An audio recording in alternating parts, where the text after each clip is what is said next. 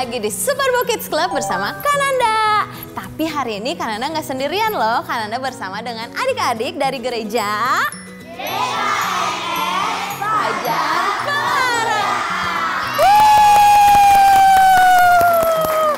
Oke, hari ini kita semua siapa yang bersemangat? Kalau bersemangat mana giginya? Nah, kan bagus. Karena kita udah bersama adik-adik, gimana kalau kita main games hari ini? Siapa yang mau main games? Oke, sebelum kita main games, kita berdoa dulu ya. Lipat tangannya, tutup matanya, kita berdoa. Tuhan Yesus yang baik, terima kasih untuk hari ini kami bisa berkumpul kembali untuk belajar sebagian dari firman-Mu Tuhan. Tuhan Yesus tolong pimpin dari awal hingga akhirnya Super Book Kids Club ini, supaya apa yang kami lakukan, apa yang kami bicarakan Tuhan, semuanya hanya untuk kemuliaan nama-Mu dan bisa menjadi berkat untuk setiap kami. Terima kasih Tuhan Yesus yang baik, dalam nama Tuhan Yesus kami berdoa dan mengucap syukur. Amin. Oke, siapa yang siap untuk bermain games? Angkat tangan. Kita akan mulai di games yang pertama.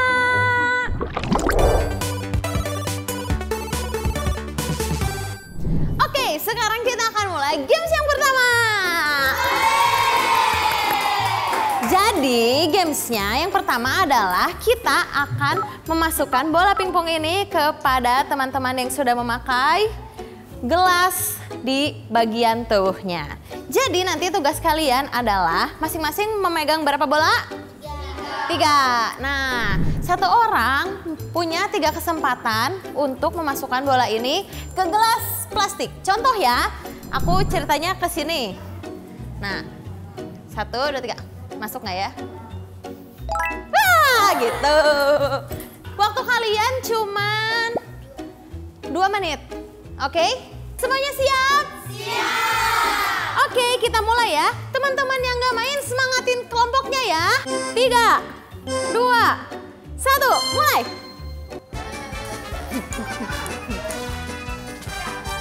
Nah, oke, dalam satu kelompok, 1. Mana suaranya kalian kelompoknya?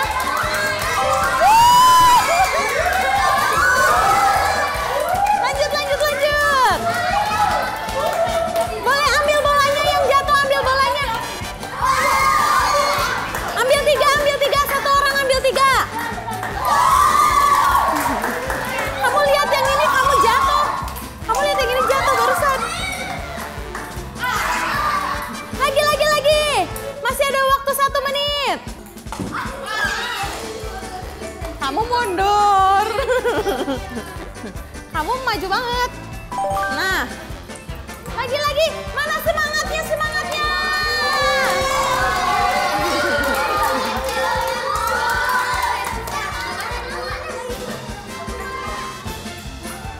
Yang di kepala nilainya paling besar ya. Oke.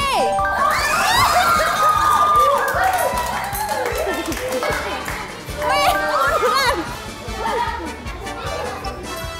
Kamu munduran. Nah. 10, 9, 8, 7, 6, 5, 4, 3, 2, 1.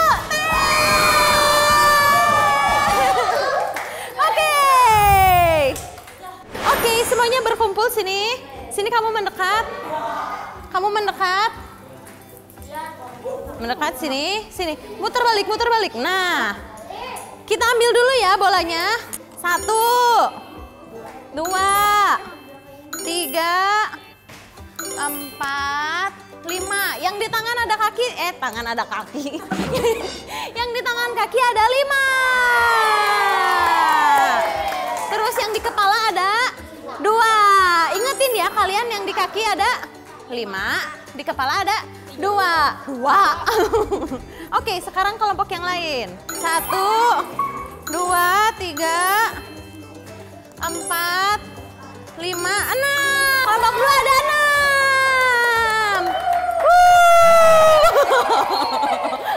Oke, nanti kalian akan tahu poinnya di akhir. Jadi kalian harus terus semangat ya.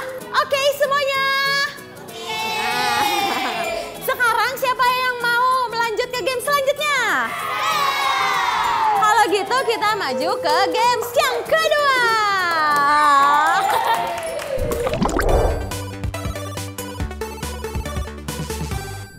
Oke, sekarang kita lanjut di games yang kedua. Jadi nama games kedua ini adalah fokus untuk mendengarkan. Jadi udah ada 1, 2, 3 kelompok, udah ada 4 kelompok. Udah ada 4 kelompok. Mereka yang di depan ditutup matanya, yang di belakang bisa melihat. Jadi orang yang di belakang akan menuntun temannya yang tidak bisa melihat untuk berjalan melewati jalan yang berkelok-kelok ini, lalu melewati rintangan sampai akhirnya ambil coklat. Lalu kembali lagi. Set. Nah, tapi setiap anak tidak boleh menginjak garis. Oke? Mana suaranya? Kalian semua siap? Siap. Yang menonton siap? Siap. Oke. Kalau gitu bantu kanan hitung 1, 2, 3 ya. 1, 2, 3. Mulai.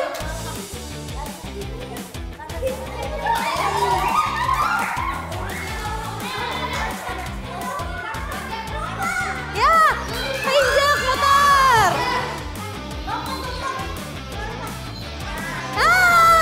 Ulangin. Ya, keinjak ulangin.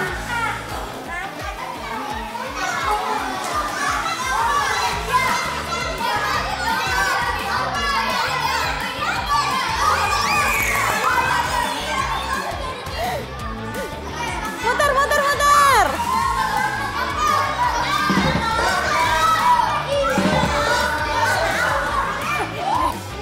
Ya, ulang dari belakang. Kamu belum ambil coklat? Belum, kamu masih di situ. Ya, ulang lagi dari belakang.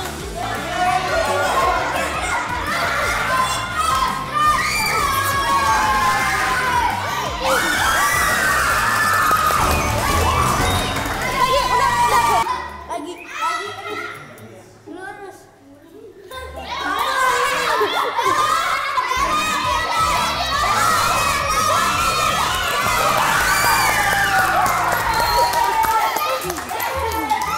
Kamu kedua, ketiga, keempat. Kamu terakhir.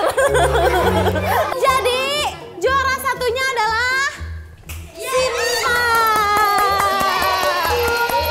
Juara duanya adalah Ruth dan Jennifer. Juara tiganya Grace dan Gracella. Dan juara terakhirnya adalah Tommy dan juga Kevin. Gak apa-apa, kalian tetap dapat coklat kan? Ya. Siapa yang siap untuk games yang terakhir?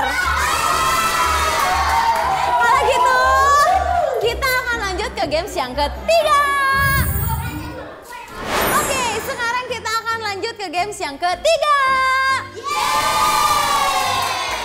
Tapi sebelum kita games, sekarang kita akan mendengarkan yel-yel dari kelompok 1. Kelompok 1 siap? Siap. Oke, 1, 2, 3. Kelompok 1 bersama Yesus luar biasa. Yes. Wah, tepuk tangan. Kelompok 2 siap? Siap. Oke, 1, 2, 3. Kelompok 2 semangat ceria bersama Yesus pasti bisa. Oke, kedua tim sudah bersemangat. Jadi saatnya kita lanjut ke games yang ketiga. Jadi games yang ketiga ini kita akan namanya mencari super ayat. Di depan sini sudah ada potongan-potongan ayat. Nih ada di dalam terigu tuh. Kelihatan kan? Tugas mereka nanti akan mengambil ayat tersebut menggunakan mulut, lalu akan disusun menjadi sebuah ayat. Setelah disusun, mereka akan membacakan bersama-sama. Semuanya mengerti? Oke, kalau gitu ayo kita mulai. satu siap? Siap. Kurang semangat. Kelompok satu siap? Siap. Kelompok dua siap? Siap. Oke, kita mulai. Siap? 3, 2, 1. Adik. Nggak boleh ditiup ya. Ayo cari pakai hidung, pakai hidung. Nah, udah dapat tuh. Lanjut, lanjut, lanjut. Ya, ya.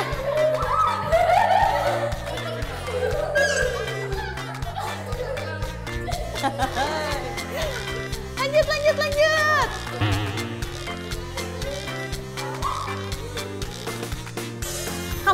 Kalian udah dapat berapa? 3. Kalian dapat berapa? 3. Oke.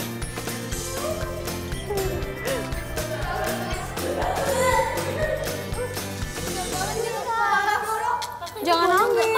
Hah? Boleh lanjut, lanjut. Anak ini. Nih kamu kayaknya lebih bisa deh. Waktunya 30 detik lagi. Ayo, ayo. Satu lagi, satu lagi.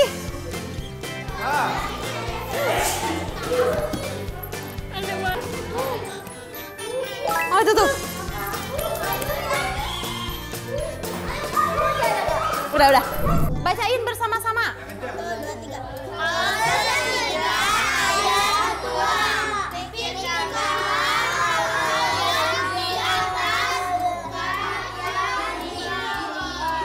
Bacain barengan.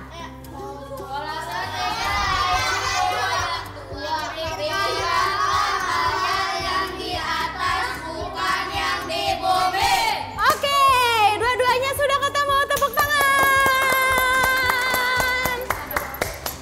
Jadi yang menang kelompok berapa ini? Kelompok 2. Oke, kita akan lanjut ke penjelasannya nanti ya.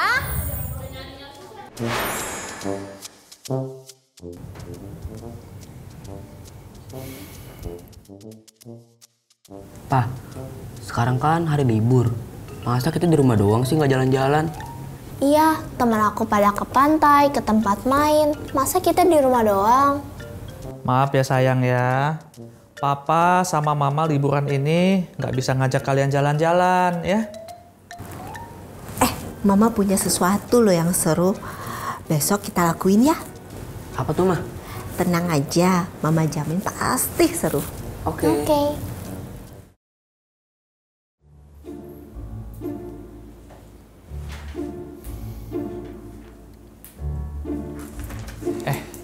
Mama ini mau ngajakin anak-anak apa sih? Ini Papa lagi nggak ada duit loh ini. Tenang, Pak. Ini gratis kok. Superbook sedang lagi ngadain acara Superbook Holiday. Oh gitu. Nanti kita ajak anak-anak belajar Alkitab ya. Oke. Ini boleh juga tuh. Seru itu. Jadi nggak cuman quality time, tapi juga pendalaman Alkitab. Oke, apa yang Papa bisa bantu? Besok Papa pimpin buat acaranya ya. Nih Mama kasih lembarannya buat Papa. Hari ini kita oke nih boleh. Bagus. Ma, kita mau ngapain sih? Ada deh, pokoknya pasti seru nanti.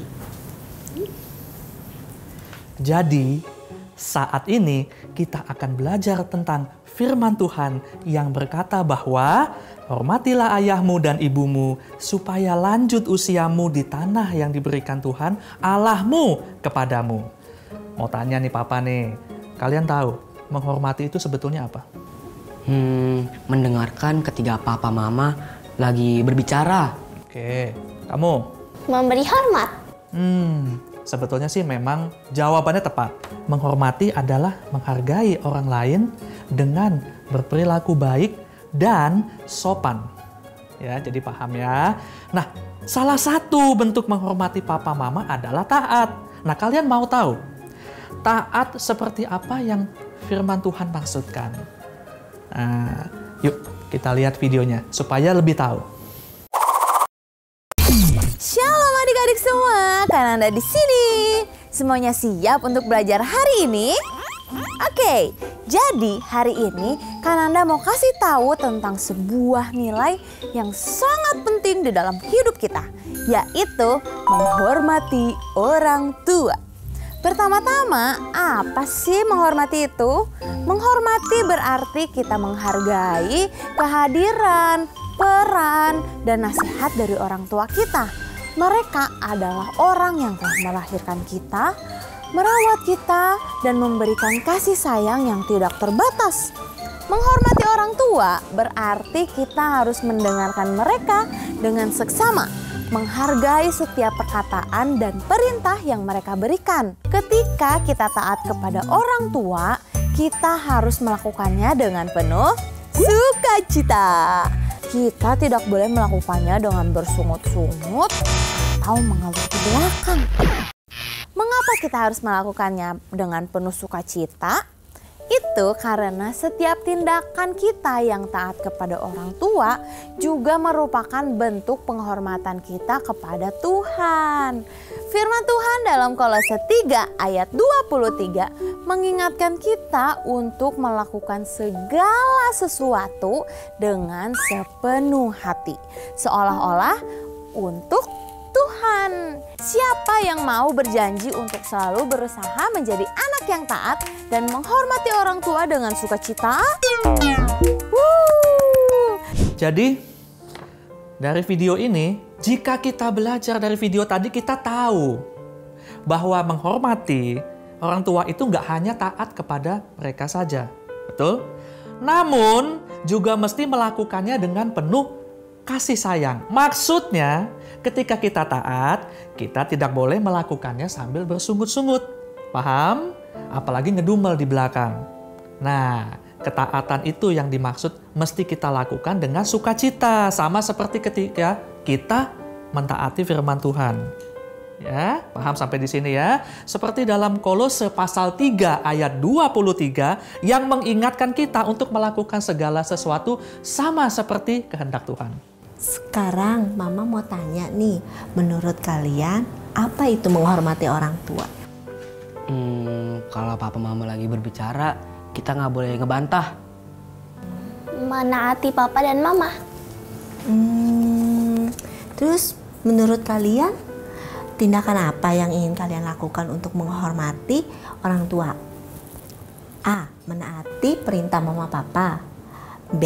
Tidak mendengarkan ketika mama papa meminta tolong. C. Berkata yang sopan kepada mama papa. Atau D, A, dan C betul? A dan C betul. Wah, ternyata kalian keren ya. Karena kalian bisa menjawab, kita mewarnai aja yuk.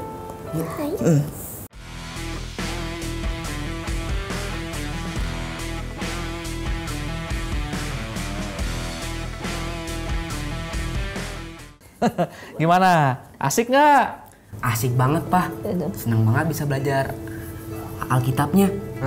Apalagi belajarnya bareng papa, mama, dan adik. Seru banget deh.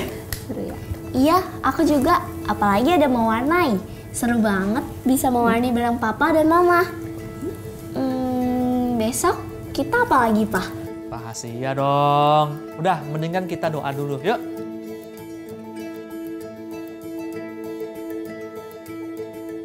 Amin. Ayo, siapa yang udah lapar? Aku. Yuk kita makan. Mama udah masakin ayam goreng kesukaan kalian. Oke. Ayo, yuk.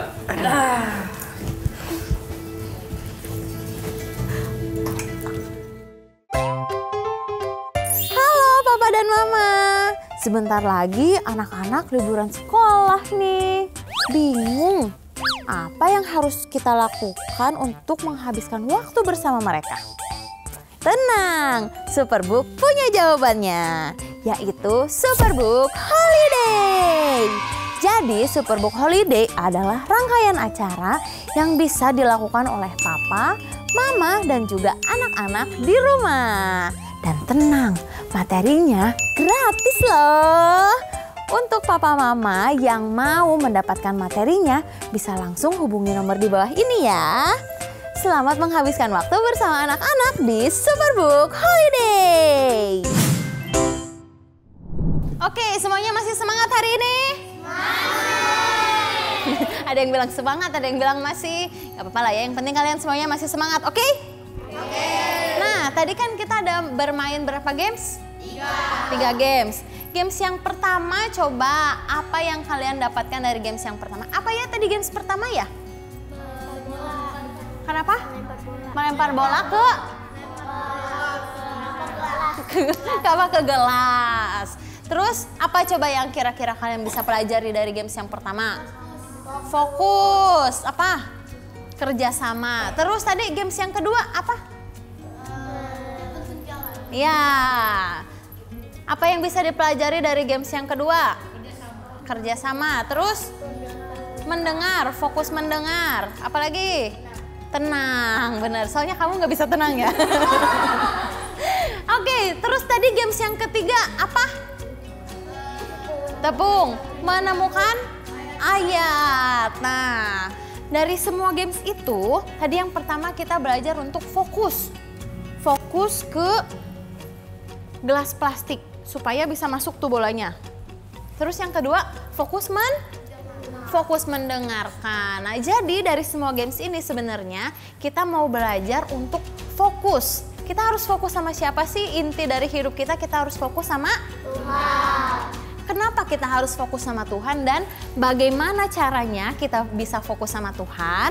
Nah, kan Anda akan jawab, tapi sebelumnya nih kita mau lihat sama-sama ada seorang tokoh di Alkitab yang hidupnya itu sangat fokus sama Tuhan. Sekalipun orang-orang di sekitarnya mengejek dia, sekalipun di sekitar orang-orangnya itu menghina dia, tapi dia tetap fokus sama Tuhan. Siapakah tokoh ini? Ayo kita lihat sama-sama.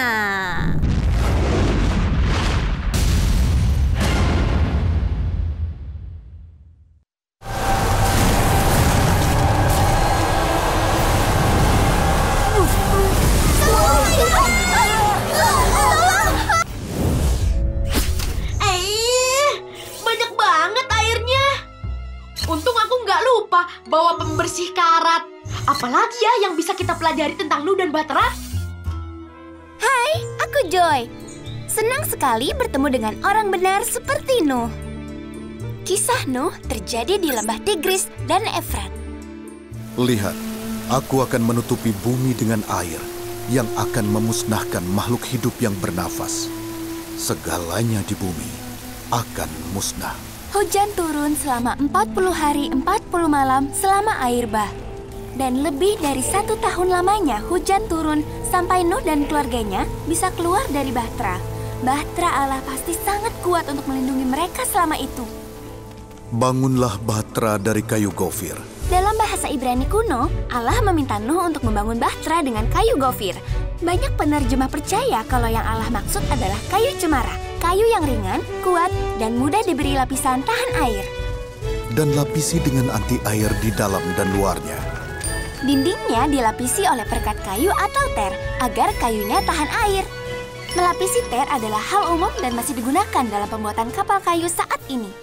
Panjang Bahtera 137 meter, lebar 23 meter, dan tingginya 14 meter. Desainnya sangat luar biasa. Kapal seperti itu belum pernah dibuat sampai abad ke-19, ratusan tahun setelah zaman Nuh. Bahkan kapal ini lebih kecil dari Bahtera Nuh. Bahtera dibangun dengan perbandingan panjang dan tinggi yang menunjukkan kemampuan pelaut yang luar biasa. Bentuk Bahtera yang tidak umum membuatnya bisa melawan gelombang yang kuat. Jadi lebih aman ketika gelombang menghantam. Allah menyebutnya Bahtera daripada sebutan kapal. Dalam bahasa Ibrani, Bahtera artinya kotak atau tempat berlindung. Perhatikan bentuknya yang seperti kotak raksasa. Ujungnya tidaklah lancip untuk menembus gelombang dan tidak ada kendali Bahtera untuk membantu Nuh. Bahtera itu tidak dibuat untuk berlayar, hanya untuk terapung. Dalam peristiwa lain, kata Bahtera digunakan dalam Alkitab adalah ketika bayi Musa dihanyutkan di Sungai Nil. Allah menjaga Musa dan Nuh dengan Bahtera.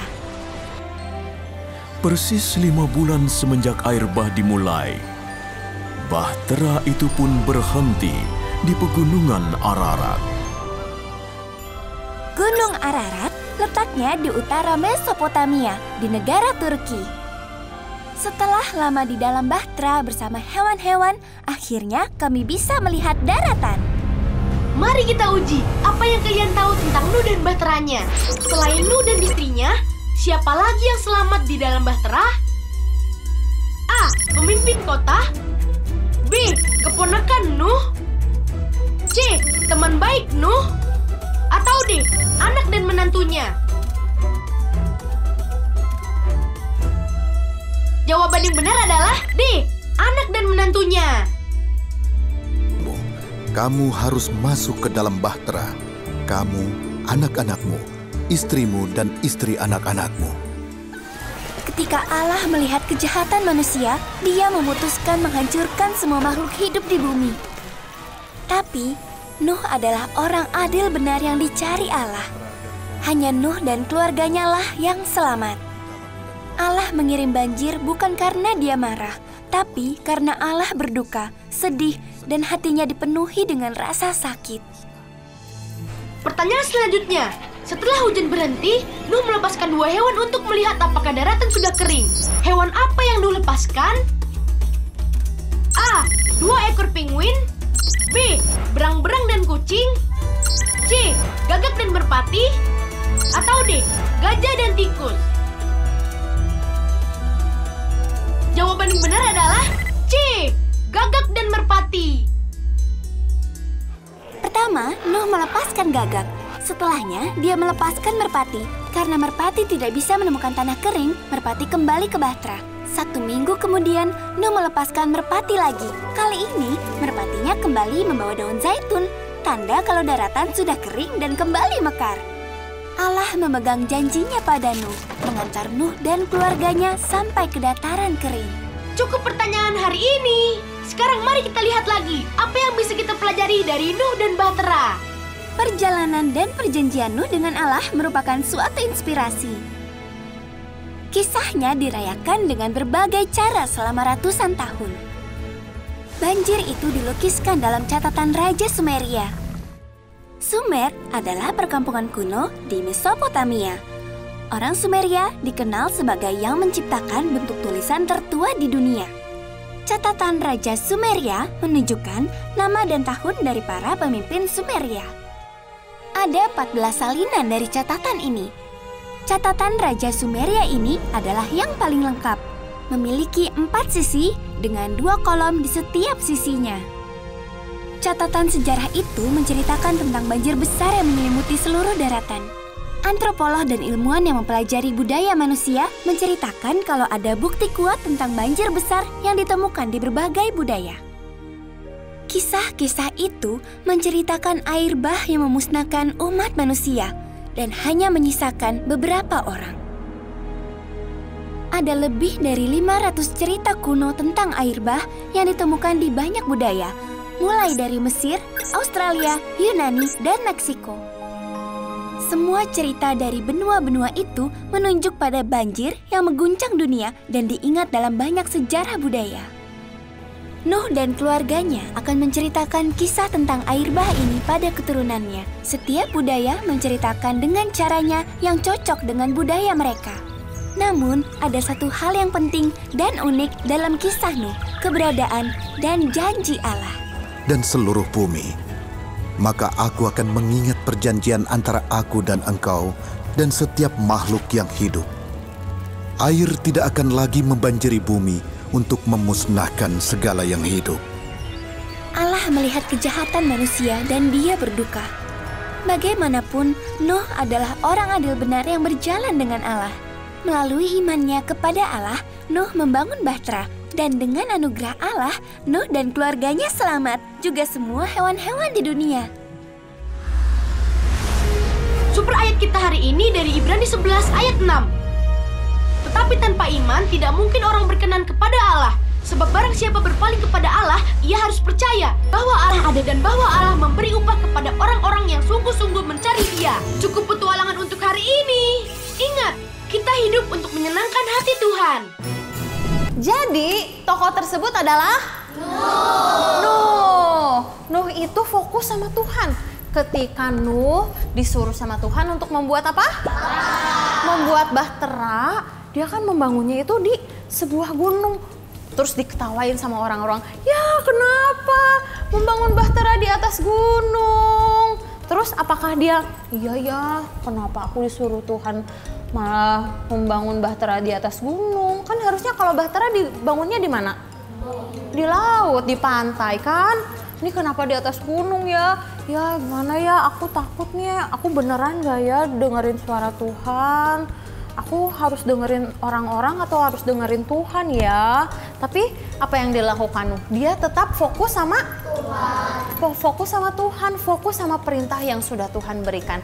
Akhirnya dia bisa membangun bahtera yang besar itu dan dia jauh dari semua masalah, yaitu air bah. Akhirnya dia dan berapa orang yang selamat di dalam bahtera? 8 orang. Orang yang di dalam bahtera itu bisa selamat. Nah, jadi kita bisa lihat nih dari kisahnya Nuh bahwa ketika kita fokus sama Tuhan, kita mendengarkan terus perintahnya Tuhan, kita bisa mendapatkan hal yang baik. Kenapa sih kita harus fokus sama Tuhan? Karena Tuhan adalah pusat dari segala kehidupan kita. Yang menciptakan kita siapa? Tuhan. Yang memberikan kita hidup siapa? Tuhan. Yang memberikan kita sukacita, damai sejahtera, yang memberikan kita barang-barang yang bisa kita terima hari ini siapa? Tuhan. Makanya kita harus fokus sama Sang Pemberi berkat itu, Sang Pencipta yang sudah menciptakan kita sampai hari ini. Dan tadi pertanyaan Kanada kan ada, kenapa kita harus fokus sama Tuhan? Karena Tuhan adalah pencipta. Betul, karena Tuhan adalah pencipta. Tuhan adalah pusat dari hidup kita. Karena apa? Tuhan pusat dari hidup kita. Sekali lagi, karena apa? Tuhan adalah pusat dari kehidupan kita. Nah, terus yang kedua nih, bagaimana sih caranya supaya kita itu bisa fokus sama Tuhan? Kalau misalnya tadi permainan yang pertama, kita fokus sama gelas aqua. Gelas aqua kelihatan atau enggak? Kelihatan. Jadi kita bisa, oh kita tahu nih gelas aquanya di sini. Berarti kita bisa lihat gelas aquanya ada di mana. Tapi kalau Tuhan kita bisa lihat enggak? Enggak. Tapi kita bisa tahu enggak kalau di hati kita ada Tuhan? Nah, jadi caranya gimana sih kita bisa fokus sama Tuhan? Caranya adalah kita terus cari Tuhan. Gimana cara cari Tuhan? Rajin berdoa. Rajin membaca Alkitab, sekolah minggu. Nah, kalau misalnya nih kita semua udah melakukan hal-hal yang seperti itu, kita bisa tahu apa yang Tuhan mau dalam hidup kita. Kalau misalnya kita baca Alkitab, kita bisa tahu tuh. Tadi di ayat yang kalian ambil dari Kolose 3 ayat 2, apa? Pikirkanlah hal-hal yang di atas, bukan yang di bumi. Nah, arti dari hal-hal yang di atas itu adalah hal-hal yang Tuhan mau, perintah yang Tuhan berikan. Kita bisa tahu perintah yang Tuhan berikan, apa yang Tuhan mau dari Alkitab. Terus kita bisa berdoa sama Tuhan biar Tuhan terus yang kasih hikmat sama kita. Gitu. Jadi tadi kenapa kita harus fokus sama Tuhan? Karena betul. Terus bagaimana caranya supaya kita bisa terus fokus sama Tuhan? Betul. Jadi kita harus terus pikirkan hal-hal yang di atas, hal-hal apa yang Tuhan sukai, apa yang Tuhan perintahkan kepada kita. Tapi jangan cuma dipikirkan aja, tapi harus dilakukan. Contoh kita melakukan perintah Tuhan apa? Menaati orang tua. Membantu orang tua, mengasihi sesama. Siapa di sini yang musuhan? Ayo, nggak ada yang musuhan. Nah, salah satu perintah yang Tuhan berikan itu adalah mengasihi sesama. Nah, kalau mengasihi sesama bukan cuma yang teman aja, tapi yang musuh juga harus dikasihi. Jadi kamu mungkin di sini juga ada yang kesel nih sama orang, atau kalian ada yang benci bahkan sama orang lain atau sama teman-teman kalian.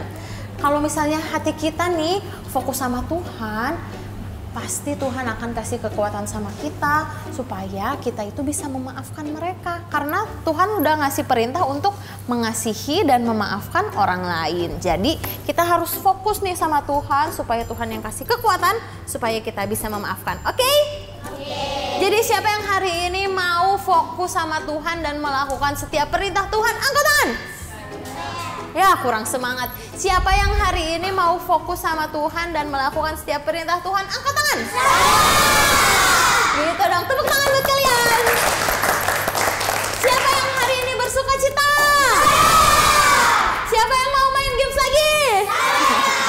Nanti ya kita main games lagi. Tapi terima kasih ya buat kalian semua karena hari ini kita sudah bermain banyak games. Dan Kananda dan segenap tim Superbook juga mau berterima kasih sebanyak-banyaknya untuk papa, mama, dan kakak-kakak yang terus mendukung Superbook hingga sampai saat ini kami bisa terus melayani banyak anak di Indonesia. Dan hari ini kami juga mau mengajak untuk papa, mama, dan kakak-kakak yang tergerak hatinya untuk kita sama-sama memuridkan lebih banyak lagi anak di Indonesia. Papa, mama, dan kakak-kakak bisa scan QR Code yang ada di sebelah sini. Terima kasih adik-adik semuanya. Kalian dari gereja mana sekali lagi? GKMS Padang Kemuliaan. Oke. Kalau gitu Kananda dan adik-adik di sini pamit. Sampai jumpa minggu depan. Dadah.